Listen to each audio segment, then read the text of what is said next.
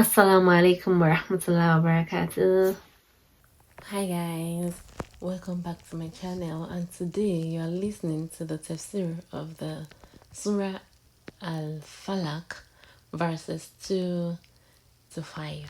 من شر ما خلق ومن شر غاسق إذا وقب ومن شر النفاثات في العقد ومن شر حاسد إذا حسد. So let's begin. The word Shar, Allama ibn Qayyim's exposition. Surah Al-Falaq verse 2 means from the evil of everything he has created. Allama ibn al-Qayyim expounds that the word shar, which means evil, is exploited in two different senses.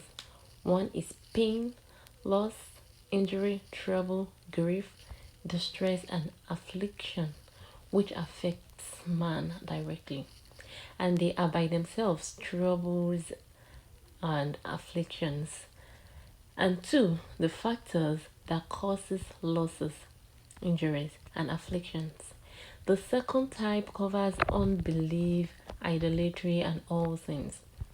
The things from which the Quran and Sunnah require man to seek refuge in Allah are either of these two types. The traditional supplications, that is, mass known after Salah, include seeking of refuge from four things: punishments of the grave, punishments of the hellfire, hardships and privations of life, and trials and tribulations of death. Of these, the first two are afflictions and punishments in their own right, and the last two are causes of afflictions and punishments. Surah Al-Falaq verse 2, which means from the evil of everything he has created, covers the evil of the entire creation. This verse was sufficient to guard against all mischief and calamities, but three particular forms of evil have been singled out to seek protection, which often cause calamities and afflictions. The first thing singled out appears in verse 3 of Surah Al-Falaq, which means, and from the evil of dark night when it penetrates. The word Gasik is derived from Gasak, to become dark and intensely dark. Therefore, Sayyidina Ibn Abbas, Azan and Mujahid say that the word Gasik stands for night. The verb wakoba is derived from wukub, which means for utter darkness, to overspread completely and intensely. The verse means, I seek refuge in Allah from the night when its darkness has completely and intensely overspread. The word night has been specifically mentioned because this is the time when jinn, shaitans, harmful insects, animals, and reptiles appears. Thieves and robbers emerge at this time to carry out their crimes of stealing and other acts of wickedness. The enemies attack at this time. Black magic has the worst effect when it is intensely dark at night. As soon as the dawn approaches, the effects of all these things disappear and fade away.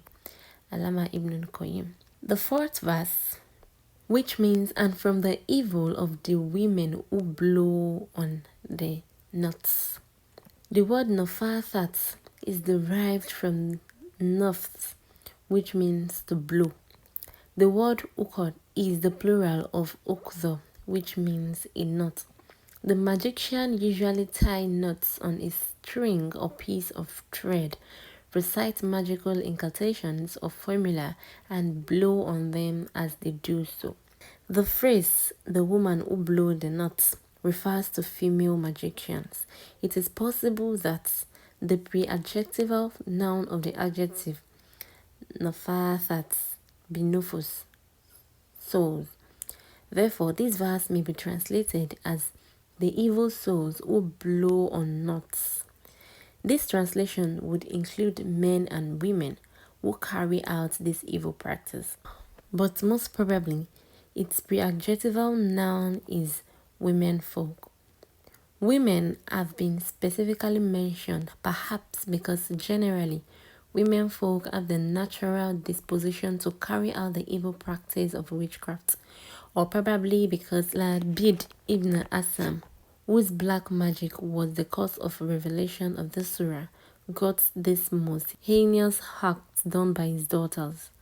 Hence, the act of witchcraft is ascribed to them. The reason why protection is sought against magician is firstly that the cause of revelation of these two surahs was the incident of magic. Secondly, people are normally unaware of the acts of magicians, and they do not pay attention to getting themselves exorcised. They are under the impression that it is some kind of medical ailment and try to get themselves medically cured.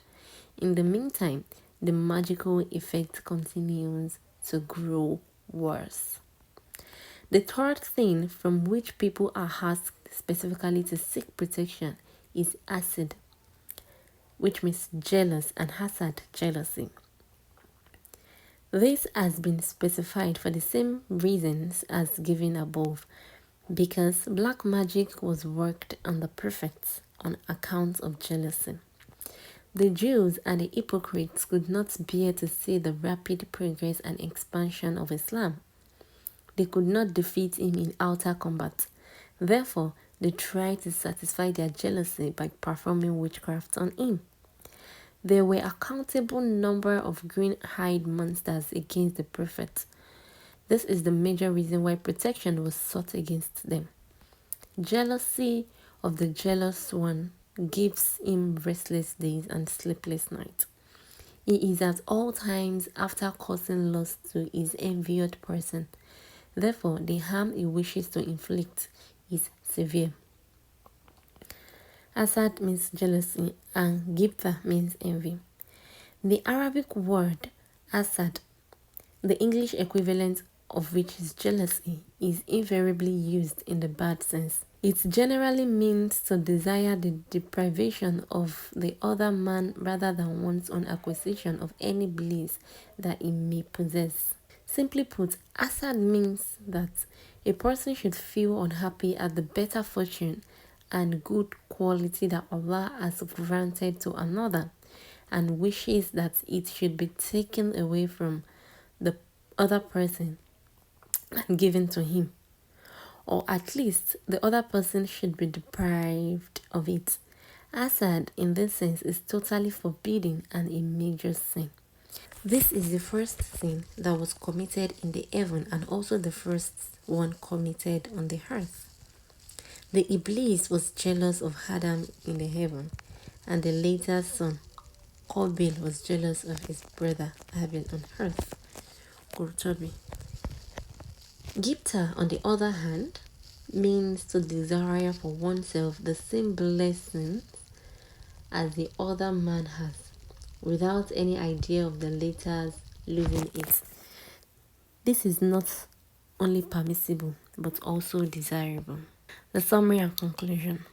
Apart from the general protection that is sought in the surah, protection is sought from three specific evils. These are mentioned separately in verses 3, 4, and 5. Furthermore, in the first and the third specific evils, particular restrictions are placed. The first specific evil, Ghasir, which is darkness, is restricted by the phrase when it penetrates. The third specific evil, Heed, is restricted by the phrase when he envies. The practice of witchcraft is left unrestricted because its harmful effect is general. The harmful effect of darkness is felt when there is a total absence of light. Plunging the night is intense and utter darkness. Likewise, jealousy may not cause harm to its object until the jealous one takes a practical step with word or deed to satisfy his heart. For until he takes a practical step, his being unhappy may be harmful to himself, but it is not harmful to the other person so that he may seek refuge from it. Hence, restrictions are placed on the first and the third specific evils.